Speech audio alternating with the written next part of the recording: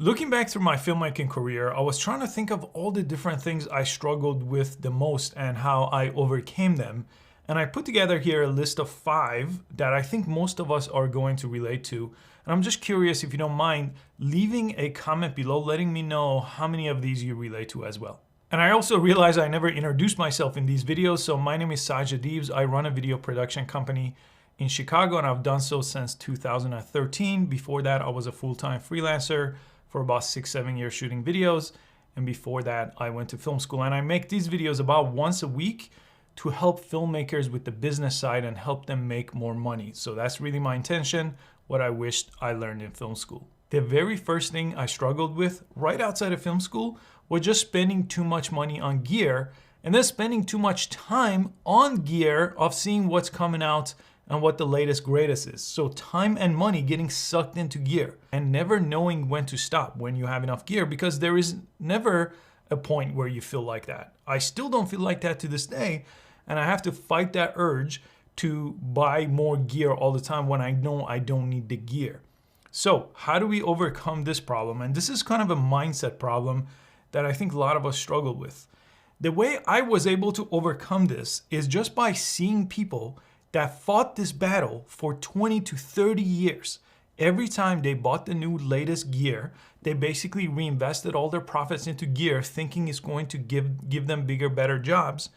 It did not, and they repeated it and repeated it. And there was never an end until they retired. Okay, and this might be in their 60s or 70s because they weren't investing their money any other way into their own business or basically retirement plans, right? They were just buying more gear because they thought that's the best way to reinvest their money in video production.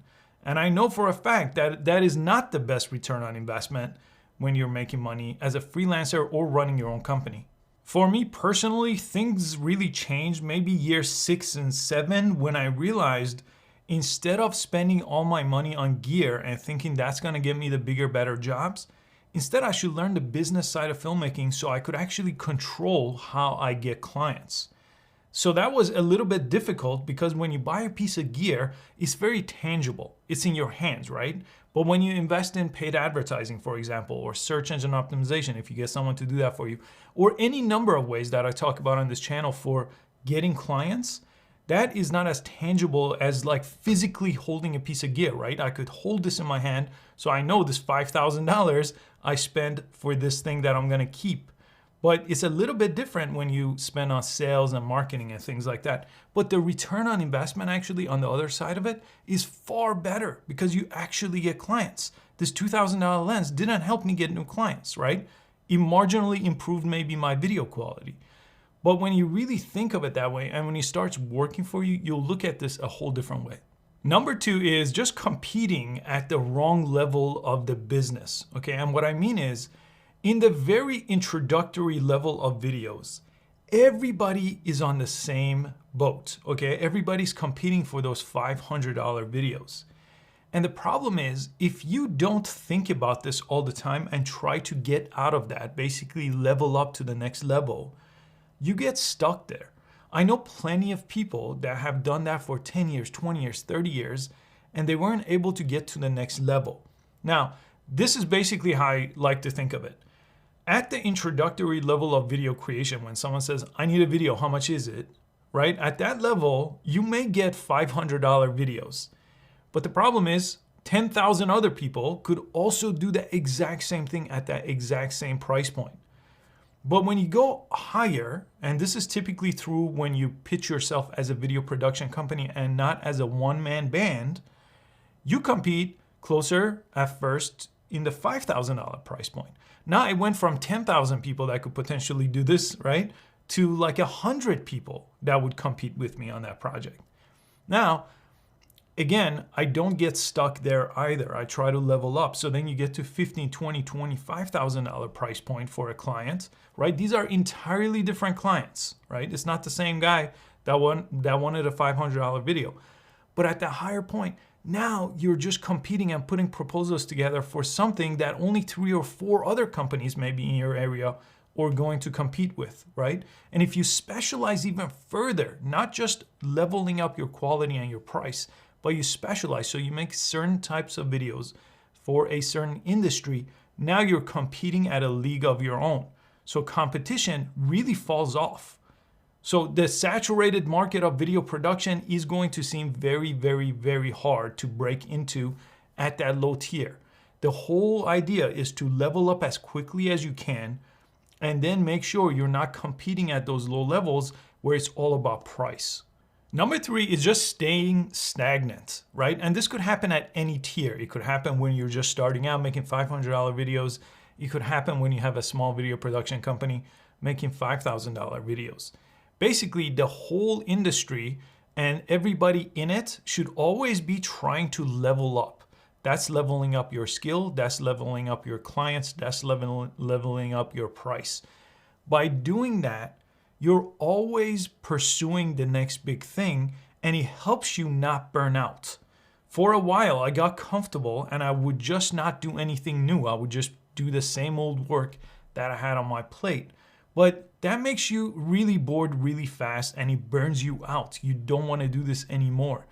And my passion is creating videos, so I had to find a different angle to go at it all the time. And I'm still to this day trying to get to the next level.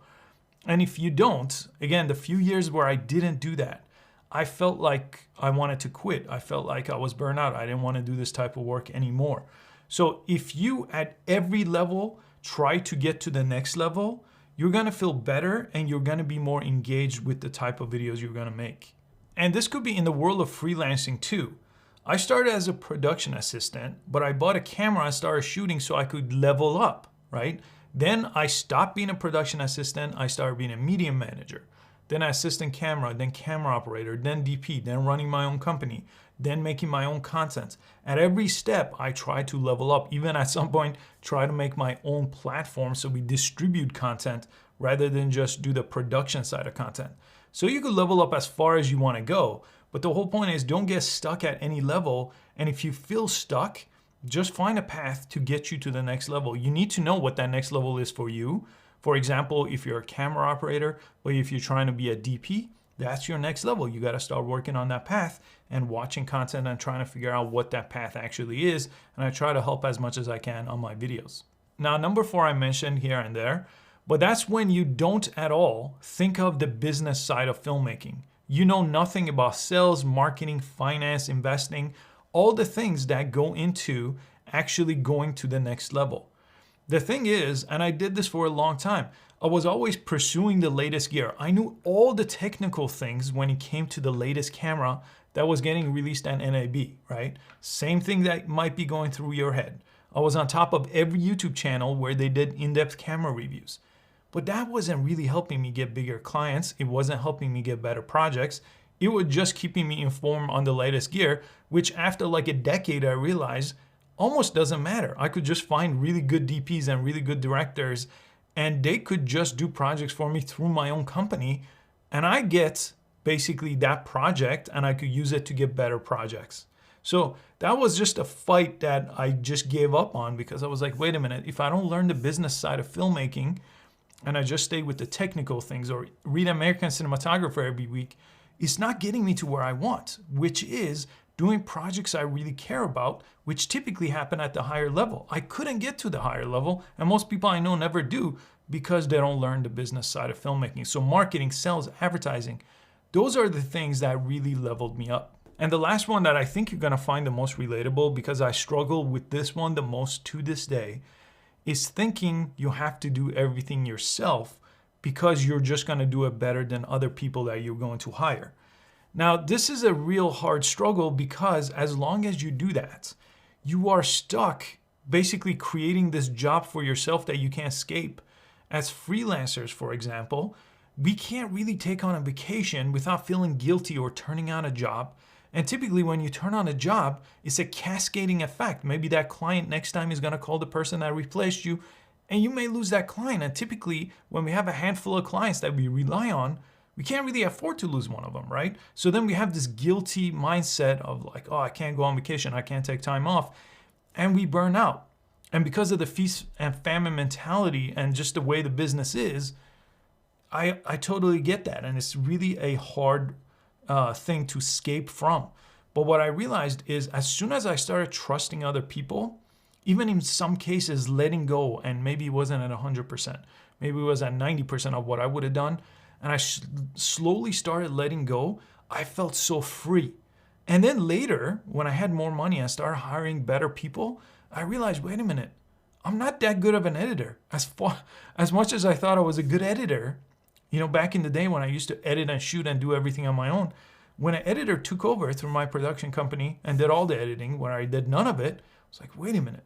All along, I could have had an editor not to only free me from post-production, but also level up the quality of the work. Then I started doing that with DPs when I considered myself a really good DP, which I think I am still to this day, but I still found better DPs, right? I found better directors. Every part of production, I found someone better. Even when it came to the sales and marketing side, I had to learn enough to get to a point where I could get someone better. So all of this became to a point where I started delegate as much as possible. And once you make that mindset shift, and you will get burned a few times early on, it's not like you could quickly find someone and they will do everything you want exactly like you want it. Okay, and this could be freelancers or full-time employees. But once you do, you really realize your income is no longer tied to your hourly rate. You are now a production company, and it's going to really free your time and mental bandwidth too. Because a lot of times I was just having that fight with myself of not being able to take time off or relax. And it was a never-ending pursuit, right? I just had to trade hours for dollars, and now I don't have to. And that is the reason why. Because I stopped thinking that I have to do every little thing myself. So hopefully some of the 5 things we covered here are going to be relatable. Again, let me know in the comment section which one of the 5 you found the most relatable, or if all of them were relatable. Thanks so much for watching, and I'll see you next week.